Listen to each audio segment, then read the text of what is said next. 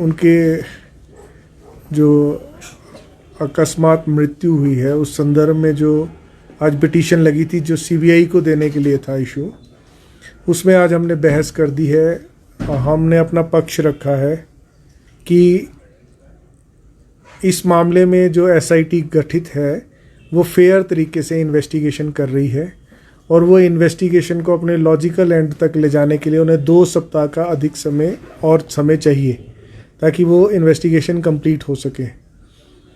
जो मीडिया में या सोशल मीडिया में परसेप्शन क्रिएट हुआ है वो कि एसपी डीजीपी आपस में उनका कन्फ्रंटेशन है, मतभेद है, या जो एडिशनल चीफ सेक्रेटरी ने रिपोर्ट दी है उस रिपोर्ट में मतभेद है। आज हमने न्यायालय में इन तीनों बातों पर आर्ग्यूमेंट्स किए, बहस की। मेरा ये कहना था कि तीनों बातें जो हैं वो अंततः उस व्यक्ति की जिनकी मृत्यु हुई है उन व्यक्ति की मृत्यु के कारणों को ढूंढने को उजागर करने के लिए चारों तरफ से कदम उठाए जा रहे हैं।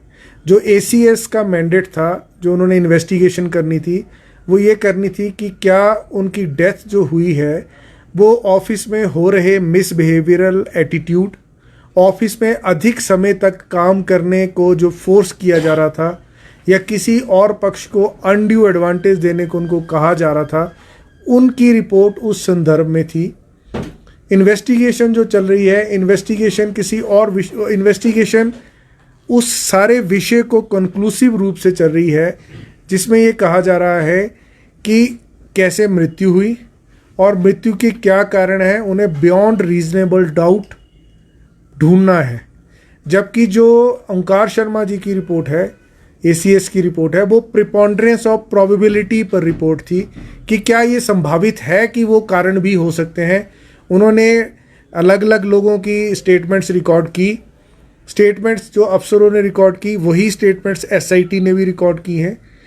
एसआईटी भी, हम आपको वो रिपोर्ट सबमिट दे देंगे क्योंकि ये रिपोर्ट पब्लिक है। एसआईटी ने भी इस कंक्लूजन पे अभी तक प्रेमा फशाई आई है कि मिसबिहेवियर या कुछ बिहेवियरल समस्याएं एचपीपीसीएल के ऑफिस में थी। पर्टिकुलरली जो डायरेक्टर थे उनके बिहेवियर को लेकर बहुत से लोगों ने स्टेटमेंट्स दी हैं, एसआईटी के पास भी और एसीएस के पास भी। इसी प्रकार से डीजीपी को डायरेक्शन दी गई थी इस कोर्ट के द्वारा कि वो भी अपना इंडिपेंडेंट रिप्लाई फाइल करें। उन्होंने इंडिपेंडेंट रिप्लाई फाइल करने के लिए इन्वेस्टिगेशन टीम को बोला कि हमें रिकॉर्ड दो।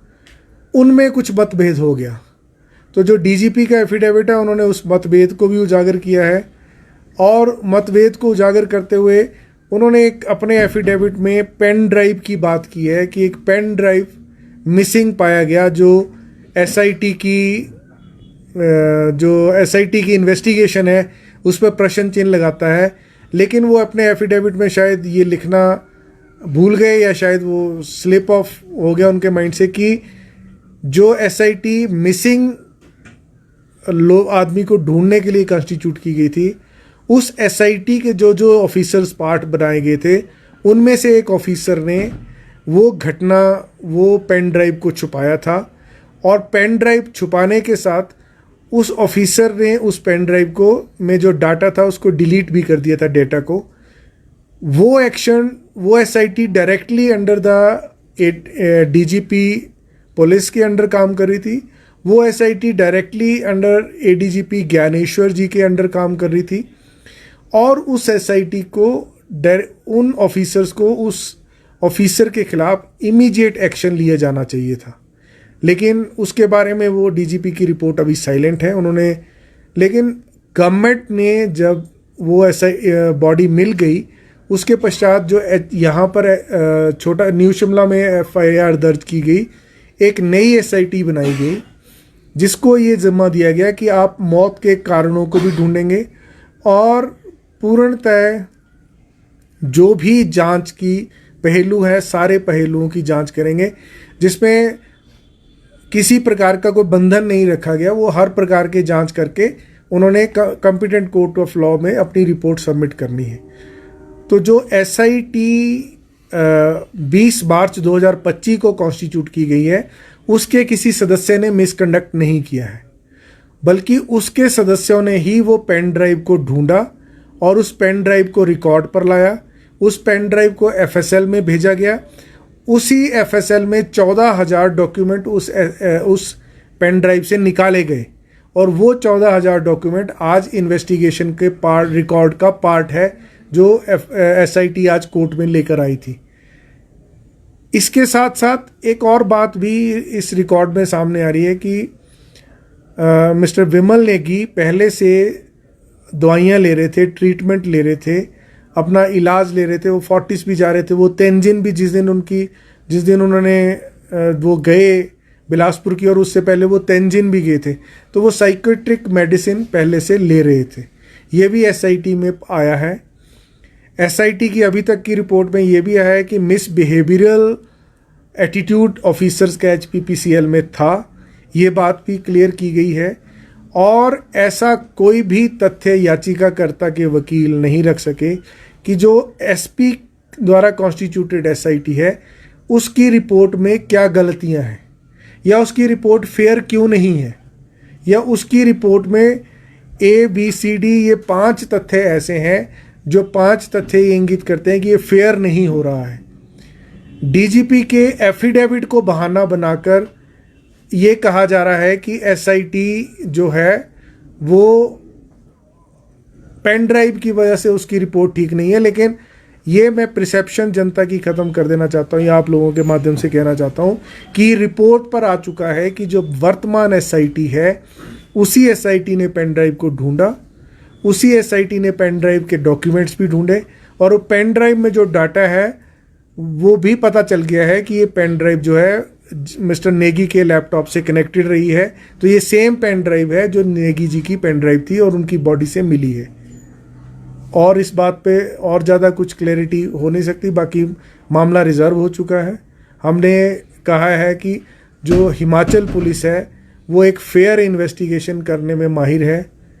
हमने ये कहा है कि पुरानी जो सीबीआई ने इन्वेस्टिगेशंस की हैं उस पे भी जनता का विश्वास इंस्टिल नहीं हो पाया था। अभी भी चर्चाएं हैं, उनके जो पेरेंट्स हैं अभी भी वो कोर्टों में भटक रहे हैं कि वो एफआईआर जो गुड़िया कांड का था, मैं जो आपको हवाला दे रहा हूँ, उस इन्वेस्टिगेशन में अभी भी डाउट है लोगों के मन में। मैं भी उस वक्त एडिशनल एजी था, तो हम भी उस इन्वेस्टिगेशन को देख रहे थे कि इनिशियली कुछ हुआ, बाद में कुछ हुआ और बनते बनते वो केस कुछ और बन गया। हमारी पुलिस हमारा प्राइड है, बहुत अच्छे तरीके से वो इन्वेस्टिगेट करते हैं, फेयर तरीके से और ईमानदार तरीके से इन्वेस्टिगेट करते हैं। तो मैंने कोर्ट को कहा कि हमारे ऑफिसर्स का मोराल भी हाई रहना चाहिए। हमने कोर्ट्स को जजमेंट दी कि रेयरेस्ट ऑफ रेयर और एक्सेप्शनल केसेस में ही सीबीआई को मैटर जा सकता है और वो मैटर जो नेशनल इंपॉर्टेंस के है वो सीबीआई को जाने चाहिए, नहीं तो सीबीआई इन्हीं मैटर्स को इंक्वायर करते रहेंगे, ऐसा सुप्रीम कोर्ट ने कहा है। वो मामला भी न्यायालय के ध्यान में लाया। इससे पहले भी एक मामला हुआ था हमारे हिमाचल हाई कोर्ट में निशांत शर्मा को लेकर, उस मामले में भी सीबीआई की इंक्वायरी की मांग की गई थी और उस मामले में भी कोर्ट ने एसआईटी हिमाचल पुलिस के ऑफिसर्स की बनाई थी और कहा था कि वही इन्वेस्टिगेट करेंगे, तो मामला सीबीआई को नहीं किया गया था। वो मामला भी सुप्रीम कोर्ट गया था, सुप्रीम कोर्ट ने उसी एसआईटी पर विश्वास रखा और उस मामले में भी जांच प्रॉपर फेयर इन्वेस्टिगेशन की गई। कब के तो लिए लगा है ये प्रोनाउंस के लिए? ये अभी कोई डेट नहीं दी है, वो कभी भी लग सकता है, जब भी during the next course working day कभी भी लग सकता है। एक बात अदालत ने ये भी कहा है, जी। सख्त टिप्पणी थी कि कॉन्फ्लिक्ट जो है, कॉन्फ्लिक्ट तो नहीं वो फ्रिक्शन कहा, फ्रिक्शन 2 अधिकारियों के बीच में ये फ्रिक्शन है और उसके चलते नुकसान तो उस पिटिशनर का हो रहा है और अलग अलग एफिडेविट दिए जा रहे हैं और सरकार के लिए ये भी कहा कि एक ही माँ के 3 बच्चे हैं, तो कौन ठीक है, कौन गलत है, कौन अपना पर है, ऐसा हो सकता है। देखिए, मैंने इसका जवाब भी दिया था। उन्होंने एग्जाम्पल कोट किया कि अगर आपके ऑफिस में कोई एडिशनल एडवोकेट जनरल ऐसे बिहेव करे तो आप क्या करेंगे। तो मैंने कहा था कि ये मेरी लीडरशिप पे डिपेंड करता है कि मैं किस तरह से उस मामले को सॉल्व करूँगा। न्यायालय ने भी कहा कि ये मामला ऑफिस में ही रहना चाहिए था। इस मामले और जो बड़े अधिकारी हैं, जो सब अधिकारी हैं, इन सबको मिल बैठकर इस मामले को रैदर देन पर्सनल ईगोज बनाने से, चाहे वो किसी भी अधिकारी ने बनाई हो, इस मामले में बिमल नेगी जी को जस्टिस मिलना चाहिए था। इस मामले में जिन पर आरोप लगाए जा रहे हैं उनको जस्टिस मिलना चाहिए था। एफिडेविट्स में ये रिफ्लेक्ट किया गया कि हम लोगों की ईगो आ रही है, ईगो की वजह से कुछ ऐसे पॉइंट हर किसी ने निकालने की कोशिश की, जैसे डीजीपी जी ने पॉइंट निकालने की कोशिश की कि पेन ड्राइव की वजह से एसआईटी में कुछ गड़बड़ लगती है। उन्होंने एक दो और भी तथ्य जो अपनी रिपोर्ट में लिखे हैं, उससे लगा कि उनको डाउटफुल होता है। अगर उनको डाउटफुल होता है तो क्या सरकार को उन्होंने इसके बारे में लिखा? कभी लिखना चाहिए था कि नहीं, ये एसआईटी ऐसा कर रही है, आप इस आईटी को बदल के नई एसआईटी बना दो। लेकिन आप कोर्ट में एफिडेविट एक सील्ड कवर में दे रहे हो, एडवोकेट जनरल ऑफिस को उसमें कॉन्फिडेंस में नहीं लिया जा रहा है। इसी प्रकार एसीएस होम का भी एक एटीट्यूड रहा कि उन्होंने मुझे वेटिंग के लिए एक एफिडेविट भेजा, हमने उस एफिडेविट को वेटिंग के लिए रखा था और मैं उस एफिडेविट को कोर्ट में देने जा रहा था कि वेटेड है और कोर्ट में देंगे, और साथ में लेके गया था। लेकिन उन अफसरों को ये लगता है कि नहीं, एडवोकेट जनरल ऑफिस को छुपाने की कोशिश कर रहा था। उन्होंने भी एक अपना तरीका अपनाया और एफिडेविट रिकॉर्ड में फाइल कर दिया। हमें ये सब बातें आपस में बैठ के रिजॉल्व, जो प्रैक्टिसेस हैं, हर ऑफिस की एक अपनी डिग्निटी होती है, ऑफिस का एक डेकोरम है, कोर्ट्स का, गवर्नमेंट के डिपार्टमेंट्स का एक प्रोसीजर प्रेस्क्राइब्ड है, रूल्स ऑफ बिजनेस बने हुए हैं। मैं इस बात को ज़्यादा तूल नहीं देना चाहता, ना ही मैं इस बात पे कुछ कहना चाहता हूँ, लेकिन इतनी ज़्यादा सर्विस रेंडर करने के बाद अधिकारियों में अगर ईगो हो तो वो अधिकारी अपने आप में अपना, मैं भी अपना सेल्फ एनालाइजेशन कर सकता हूँ और वो भी अपना सेल्फ एनालाइजेशन कर सकते हैं। परंतु ये मैं विश्वास दिलाता हूँ कि जो मैंने स्टेटस रिपोर्ट आपको शेयर करूँगा, एसपी की जो स्टेटस रिपोर्ट है, जो एसआईटी की, एसपी के तो एफिडेविट पे गई है, असली वो एसआईटी की स्टेटस रिपोर्ट है, और मेरा यकीन है कि वो फेयर इन्वेस्टिगेशन हो रही है। वो आप भी पढ़कर इस बात को, इस कंक्लूजन पे पहुँचेंगे। तो मेरा ये मानना है कि परसेप्शन नहीं होकर हकीकत क्या है, न्याय किसको मिलना चाहिए, कैसे मिलना चाहिए। आप लोग भी रात को 12-12 बजे तक कवर करते हो, कई बार आप लोग भी अपने सबॉर्डिनेट्स, अपने साथियों को बोलते हैं कि चलो 12 बजे इंसिडेंट हो गया, जो जाना है। तो क्या वो टेंडेंसी इस तरह की बन सकती है कि आपका अधिकारी बोले कि मैंने काम नहीं करना, या आपका साथी बोले मैंने काम नहीं, आपका कैमरामैन बोले मैंने काम नहीं करना है, मैंने 12 बजे न्यूज़ कवर नहीं करनी? क्या, मुझे नहीं लगता कि ऐसा पॉसिबल है। सर, आपकी वो स्टेटस रिपोर्ट दी है शिमला पुलिस ने एसपी की तरफ से जो गई है, तो क्या उसमें आपकी रिपोर्ट में अब तक की जांच में ये सामने आ गया है कि विमल नेगी को आत्महत्या के लिए उकसाया गया, ये पुष्ट हो गया है? देख, कंक्लूजन नहीं है, कंक्लूजन, क्योंकि रिपोर्ट अभी इंटरिम अभी चल रहा है इन्वेस्टिगेशन, तो कंक्लूजन नहीं है। लेकिन misbehaviour by few officers of the HPPCL, वो स्टेटमेंट्स में आया है उन कर्मचारियों की। और मैं एक बात बताना चाहता हूँ कि एक ऐसा इंजीनियर्स ने शिकायत की थी, जो डायरेक्टर हैं HPPCL के, तो जो इंजीनियर्स एसोसिएशन ने शिकायत की कि ये मिसबिहेव करता है हमारे साथ, उस एसोसिएशन की शिकायत में डिसीज्ड बिमल नेगी जी ने साइन नहीं किए थे। तो बिमल नेगी जी का कोई ऐसा एविडेंस नहीं आ रहा है अभी तक, बाकी आगे जो आएगा वो तो आएगा। अभी तक हमारे ऐसी रिपोर्ट में कोई ऐसा एविडेंस नहीं कि उन्होंने कोई पत्र लिखा हो, उन्होंने इसकी शिकायत की, और वो रहे बड़े शॉर्ट टाइम के लिए हैं शिमला में, हेडक्वार्टर में सिर्फ 9 महीने का उनका समय था। उसमें से रिकॉर्ड में आया, जैसे एसपी भी कोर्ट में बोल रहे थे, कि उन्होंने कुछ 35 दिन की लीव अवेल की है, और जब जब भी उनको छुट्टी मिली है, उनको छुट्टी मिली है सिर्फ एक बार 3 दिन की छुट्टी कर्टेल की गई थी। उन्होंने टूरिंग पर रहे हैं वो मैक्सिमम पीरियड में, उस दौरान टूरिंग भी वो करते रहे, और वो रिन्यूअल एनर्जी के अपना उस प्रभार को संभाल रहे थे, जिस प्रभार में पेक्कू वाला प्रोजेक्ट जो प्रदेश हित में लगने जा रहा था, क्योंकि उसमें जल्द से जल्द उस काम को एग्जीक्यूट किया जाना था, और किया भी गया। 11 महीने में वो प्रोजेक्ट बना। उसमें इन्वेस्टिगेशन में आया है कि गुजरात के एक प्रोजेक्ट का, जिसके बारे में एलिगेशन लगाए गए पिटीशन में, उस प्रोजेक्ट को बनने में 2 साल से 2.5 साल से ऊपर का समय लगा, और उसकी कॉस्ट 205 करोड़ आई है, जबकि वो कम इलेक्ट्रिसिटी जनरेट करेगा हमारे हिमाचल के इलेक्ट्रिसिटी प्रोजेक्ट से। तो वो सारी बातें उसमें ऐसा करके आया है, पर वो आप रिपोर्ट में पढ़ सकते हैं। एसपी ने अपनी बात रखी अदालत में, और अदालत ने कहा कि दिस इज इनडिसिप्लिन, ये क्यों कहा, जरा समझाए करें। एसपी ने सो फार एज इन्वेस्टिगेशन की बात की, तो उन्होंने रखा कि उन्होंने अदालत ने सुना।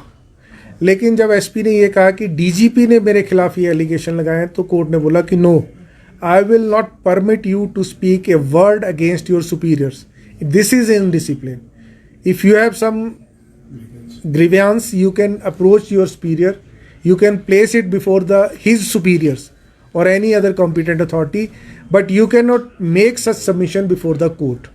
So वहाँ एसपी को बोला गया, और मेरे अनुसार वो सही है, क्योंकि आप डिसिप्लिन फोर्स में कोई इनडिसिप्लिन क्रिएट नहीं कर सकते, और कोर्ट ने उस बात को वहीं रोक दिया। तो परंतु मुझे लगता है कि हम सबको अपनी ईगो से बाहर आकर, अपने पद के रुतबे से बाहर आकर काम करने की आवश्यकता है। वो सामाजिक भावना से काम करने की, पब्लिक इंटरेस्ट में काम करने की ज़रूरत है। सर, जो एसीएस की एक रिपोर्ट के बारे में बात की गई जी, है, उसका उनको पब्लिक करने का अलाउ कर दिया? हाँ, वो एसीएस की रिपोर्ट को कहा है कि उसको, हमने एक ऑब्जेक्शन लिया था, मैं उसमें क्लियर कर दूं। कोई भी रिपोर्ट जब कॉम्पिटेंट अथॉरिटी को सबमिट की जाती है, तो कॉम्पिटेंट अथॉरिटी ने उस पर कॉल लेनी होती है कि हम करें नहीं करें। लेकिन हम उस पर ये हमने कहा कि अभी रिपोर्ट आई थी, उस रिपोर्ट में mere bundle of statement recorded है। That report is nothing but a bundle of statements, and that statements, based on such statement a conclusion is arrived by the inquiring officer. So हमारा ये मानना था कि अगर enquiring officer किसी conclusion पे पहुंच रहे हैं और किसी को उसमें इंडिक्ट किया जा रहा है, तो उनको भी एक फेयर अपॉर्चुनिटी मिलनी चाहिए थी। लेकिन उन ऑफिसर का कहना है कि ये मेरा जॉब नहीं है, मैं सिर्फ इंडिक्ट कर सकता हूँ, मैं उनको फेयर अपॉर्चुनिटी, बाकी अब कमीशन ऑफ इंक्वायरीज करें, बाकी कुछ और करें, तो वो आदमी अपना लड़ता रहे ज़िंदगी भर, लेकिन मैं अपनी रिपोर्ट में जो कह दिया वो कह दिया। तो सरकार ने मान लिया, उसके बाद सरकार ने वो रिपोर्ट ले ली। हालांकि लीगल प्रिंसिपल सेटल्ड है कि अगर मेरे खिलाफ कोई आरोप लग रहा है तो मुझे मौका मिलना चाहिए उस आरोप को रिबट करने का। तो वो वन साइडेड रिपोर्ट है सर? मेरे अनुसार वो रिपोर्ट जो है वो स्टेटमेंट्स रिकॉर्ड की गई हैं, क्योंकि मैंने उस रिपोर्ट को पढ़ा है, इंक्लूडिंग द ऑफिसर्स, बट हाँ, जिनके ऊपर, पर उन ऑफिसर्स को वो स्टेटमेंट जो दूसरे लोगों की है, जो एलिगेशन लगाए गए हैं, वो स्टेटमेंट्स कभी नहीं दी गई हैं। हमारा मानना था अगर फेयर फैक्ट फाइंडिंग होना है, फाइंडिंग तभी होगी अगर सब लोगों को पक्ष सुना जाएगा और पक्ष विपक्ष की को मौका मिलेगा एक दूसरे की बात को काटने के, जैसे हम कोर्ट में करते हैं। It is not a fact, you need to find a fact. How can you find a fact? हम 20 लोग इस ऑफिस में बैठे हैं, अब ये जनरल चर्चा कर लेते हैं वैसे। Thank you very much.